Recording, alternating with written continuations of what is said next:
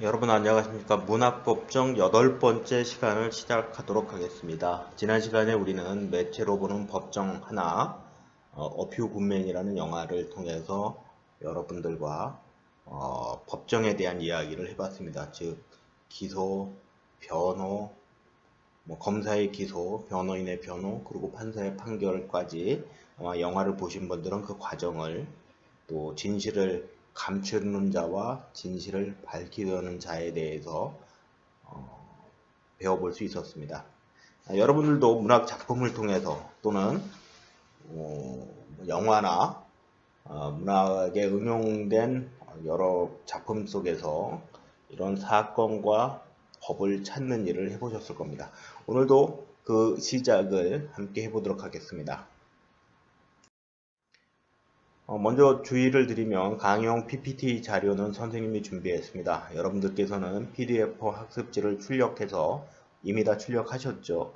거기에 나와 있는 중간중간 빈칸을 채워주시는 과제 활동을 해주시면 되겠습니다. 그것이 학습지 작성입니다. 자, 지난 시간 볼까요?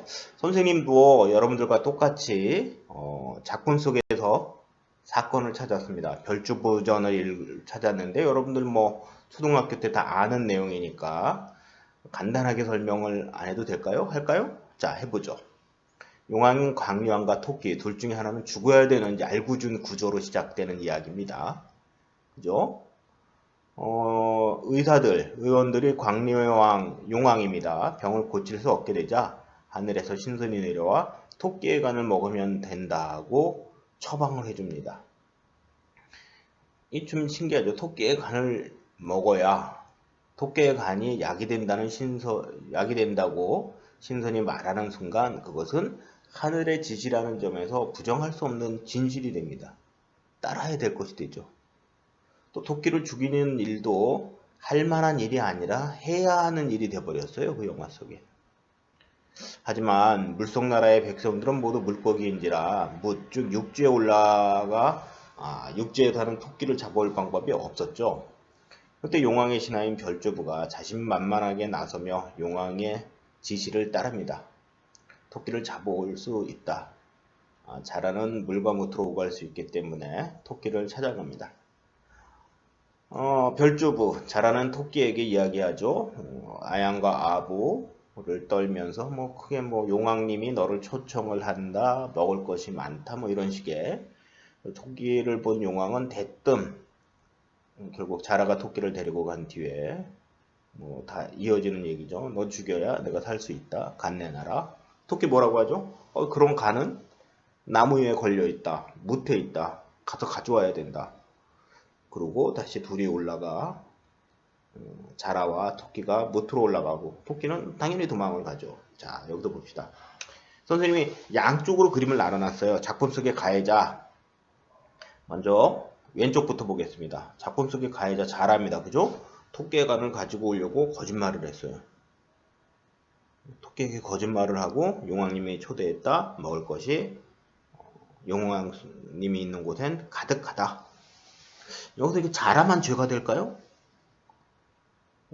자라는 누가 시켰잖아요. 용왕은 그럼 죄인이 아닐까요? 한번 생각해 봐야 될 것 같아요. 반대쪽 보죠, 반대. 토끼가 가해자일 수도 있어요. 용왕 또는 자라에게 거짓말을 했습니다. 내 간은 나무 위에 있다. 이 죄가 될까요? 물론 이제 작품 속 피해자는 자라가 되겠죠. 서로 주고받고 한 방씩 했어요. 자라는 용왕으로 데려가기 위해서 토끼에게 거짓말을 했고, 토끼는 용왕에서 벗어나기 위해서 자라에게 거짓말을 했고.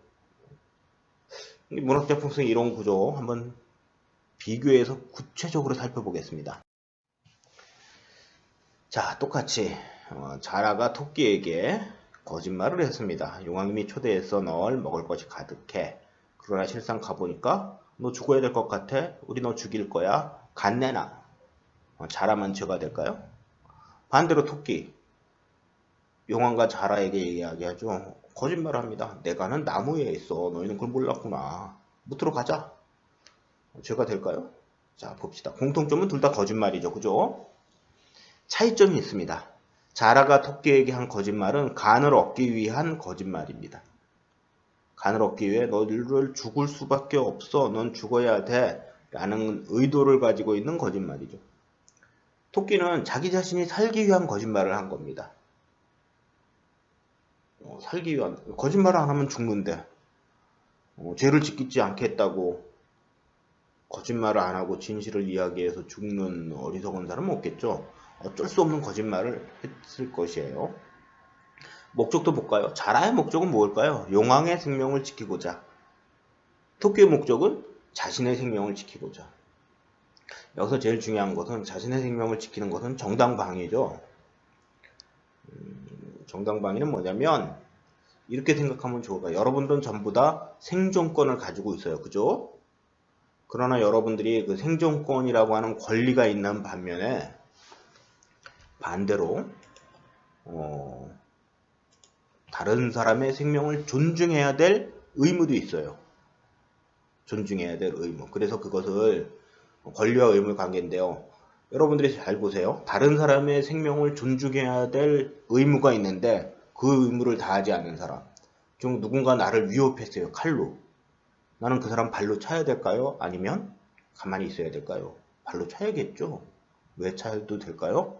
첫 번째, 다른 사람의 생명을 지켜야 되고 존중해야 될 의무를 다하지 않은 사람은 자신의 생존권을 주장할 권리도 존재할 수 있을까요? 그렇지 않을 거예요, 여러분. 그죠? 그럴 때 생각하는 게 정당방위죠. 저 사람이 나에게 총을 겨눴어요. 나를 죽이려고 해요. 그러면 나는 그 사람을 어떻게 해야 돼요? 몽둥이로 때리던가 또는 뭐 그래야 되죠. 왜? 저 사람은 나를 해치고자 했으니까. 다른 사람의 생명을 존중할 의무를 다해주지 않았으니까. 권리와 의무 관계로 법은 기본적으로 살펴볼 수가 있어요. 자, 계속해서 우리 별주부전 들어와 볼까요? 자, 방법을 살펴보겠어요. 자라에는 토끼에게 어떤 방법을 썼느냐면요. 토끼의 간을 가지고 가고자 거짓말을 했어요. 가지고 가서 뭐 용왕님 살리고자. 그러나 토끼는 자라에게 재치 있는 거짓말을 한 거예요. 여기서는 차이점이 있어요. 왕의 명령으로 한 거짓말이고, 이거 좀 중요하죠, 그죠? 그러니까 그 자라의 거짓말은 왕의 명령으로, 용왕의 명령으로 한 거짓말이고, 토끼의 거짓말은 자기 자신이 결정을 했어요. 여러분, 내가 검사라면 어느 걸 법정에 세울까요? 자라를 죄인으로 삼을까요? 토끼를 죄인으로 삼을까요? 자라를 죄인으로 삼아야 될 거예요, 그죠? 자라만 죄인으로 삼으면 될까요? 피고인으로? 피고인에게 누군가 시켰어요. 용왕이 시켰어요. 그죠? 용왕과 자라를 내가 검사라면 아마 선생님이 검사라면 용왕과 자라를 법정에 세울 것 같아요. 토끼는 뭐 참고인 정도 되겠죠? 토끼의 거짓말은요. 아니 살기 위해서 한 거짓말인데 그 거짓말조차 하지 않으면 진실도 가려질 거고 진실이 다 이렇게 가려진다라는 것은 숨겨질 거고 또 생명을 지킬 수도 없었을 테니까요. 토끼가. 자, 이렇게 여러분들이 문학작품 속에서 하나의 이야기를 가지고 공통점과 차이점, 또 내가 검사라면 이렇게 검사라면 생각을 하면 죄가 되는 것을 가지고 재판을 하겠다. 그럼 검사는 무엇을 계속해서 보죠. 여러분들은 이제 교재 16쪽과 17쪽 여기는 서울 대감과 시골 부자 이야기가 있습니다. 여기서 우리는 시골 대감, 그러니까 서울 대감과 시골 부자가 어떤 죄를 지었는지 각각 한번 살펴볼 것이고, 또 서울 대감의 죄와 관련해서 김영란법이라고 하는 것을 여러분들이 한번 찾아보는 숙제를 해볼 거예요. 한번 천천히 읽어보면서 내용을 파악한 다음에 우리들이 의문을 가지고 한번 생각을 키워봤으면 합니다. 자, 어떤 시골 부자가 벼슬 한 자리를 얻어보겠다고 땅을 팔아서 큰 돈을 마련해서 서울로 갑니다. 세도가 당상한, 권세가 큰, 명예가 많은, 그러니까 고위직에 있는 대감집에 가서 문객으로 며칠 묵으면서 눈치를 보다가 돈을 한 보따리 내놓고 대감님한테 이야기하죠. 대감 명치가 없으나 어디 군수자리 하나 비거든 내게 한 자리 주십시오. 서울대감은 그러겠다고 했는데 아무리 기다려도 감투 하나 안 씌워주는 것입니다. 시골 부자는 돈이 적어서 그러나 보다 생각하고 자신이 가진 땅을 뚝 떼어서 다시 또 큰 돈을 싣고 올라갑니다. 이번에는 어떻게 좀 한 자리 생각해 주십시오. 청탁하는 거죠. 뇌물이죠, 뇌물. 그죠?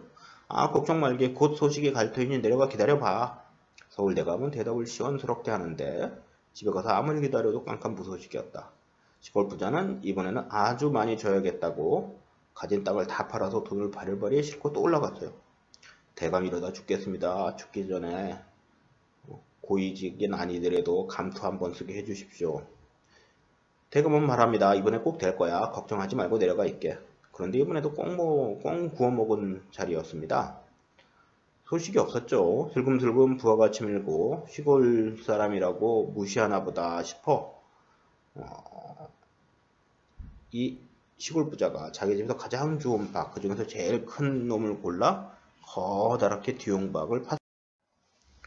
그러니까 이제 박의 속을 팠죠. 그리고 뒷산에 올라가 땅벌집을 찾아 한바탕 둘 수 있으니까 성남벌들이 뒤용박 안으로 가득 들어갔습니다.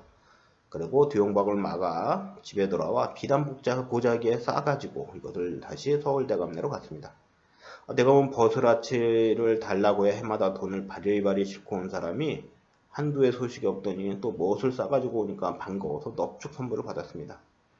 그리고 시골 부자가 이야기했죠. 이건 참 희귀한 보약이니 가릴 것이 없습니다.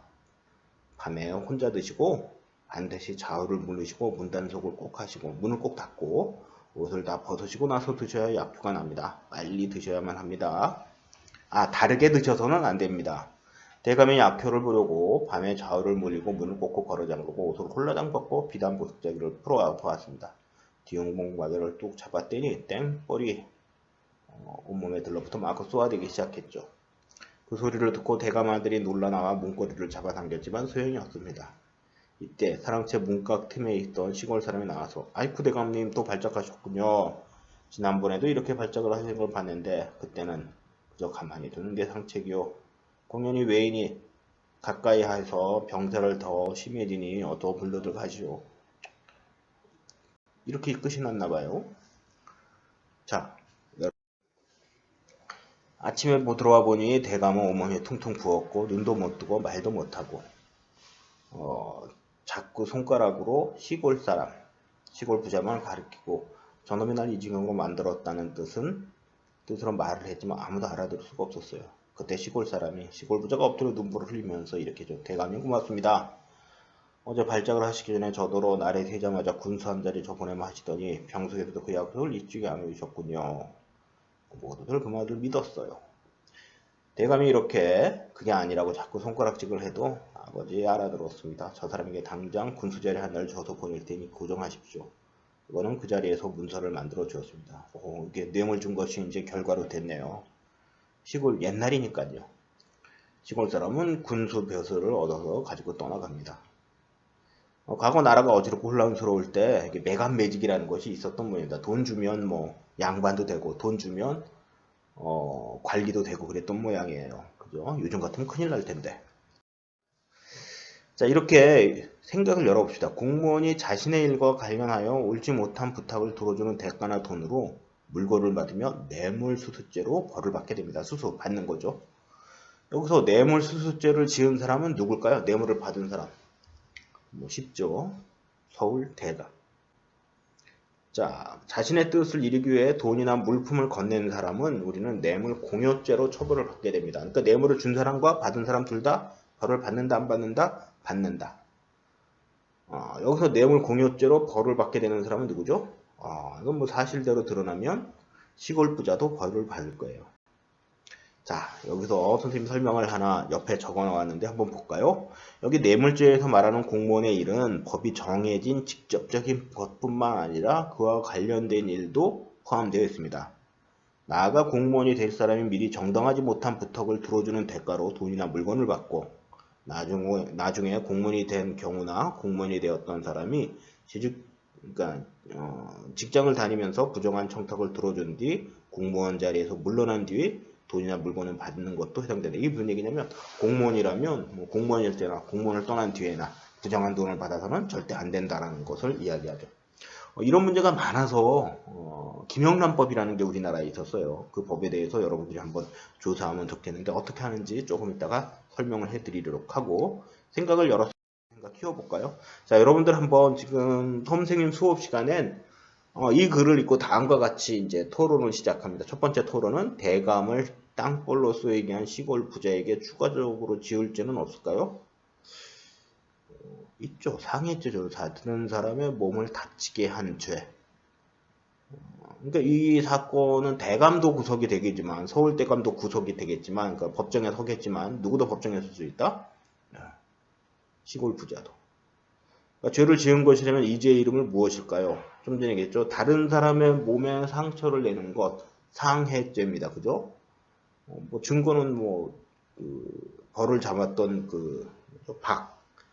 박을 쌌던 부작이 그 안에 있던 벌 이런 것이 되겠죠. 세 번째 토론은 청탁의 대가로 관직을 얻지 못한 것이니 용서가 될까요? 뒤에 보면 이제 관직을 얻었지만 그러니까 이게 성공하지 않은 청탁도 청탁이다 이런 말이 있는데 이게 뭐냐면 청탁은 해서도 안 되고 받아서도 안 되고 그것이 결과가 좋던 나쁘던 결과가 있던 없던 죄가 될 수 있다라는 이야기를 하고 싶어서 마지막 문제입니다. 여러분들도 하나의 문학 작품을 읽고 토론을 통해서 좀 더 가까이 다가설 수 있다면 여기서 가까이 다가설 수 있다는 건 진실에 좀 더 다가설 수 있다면 그 토론은 유의미합니다. 또 토론을 통해서 자기 자신의 생각을 조금 바꿀 수만 있다면 그것을 우리는 발전이라고 합니다. 자, 숙제입니다. 여러분들 교재 18쪽에를 보시면 선생님이 똑같이 해놓았는데요. 자, 이걸 빼놨네. 맨 위에 거. 자, 이거 중요한 거니까 잘 봅시다. 여러분들 인터넷에 김영란법을 쳐보세요. 그러면 관련된 기사가 나올 텐데요. 그 기사를 찾아서 첫 번째 18쪽에 김영란법과 관련된 기사를 찾고 그 내용을 좀 정리해 보세요. 그리고 오른편에 이 법은 왜 만들었을까? 법 제정의 목적을 몇 문장으로 적어주시고요. 이 법을 적용할 수 있는 사람들 모든 국민에게 적용하지 않습니다. 그죠? 뇌물과 관련된 거니까 아무에게나 뇌물 안 주잖아요. 권력이 있는 자, 힘 있는 자에게 뇌물을 주고 시골 대감처럼 아니지 서울 대감처럼 힘 있는 자에게 주죠. 그리고 이 법은 우리 사회에 어떤 문제점을 고치고자 한 것입니까? 그리고 이 법을 통해서 내가 배울 점은 그리고 맨 위에 보면 이 법의 정신적인 명칭이 있습니다. 선생님도 기억이 안 나는데 여러분들이 한번 찾아봐 주시고 다음 시간에는 이 과제를 선생님이 먼저 정리하고 그 다음 이제 18쪽을 정리하고 19쪽과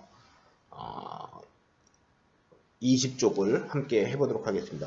여러분 조금 어려울 수 있지만 이게 교과서보다도 교과서 밖에서 배울 수 있는 부분이 문학보존 시간은 많기 때문에 스스로 좀 찾아보고 노력해 주시는 게 필요할 것 같습니다. 그래서 꼭 부탁드리니까 18쪽을 잘 좀 정리해 주시고요. 이 내용은 선생님이 꼭 확인을 하고 생기부 작성할 때 어떻게 작성했는지 또 서술할 수 있는 자료로 활용하고자 합니다. 여러분 감사합니다. 다음 시간에 18쪽부터 과제부터 시작합니다. 주의사항 읽어주시고 다음 시간에 또 뵙도록 하겠습니다. 여러분 감사합니다.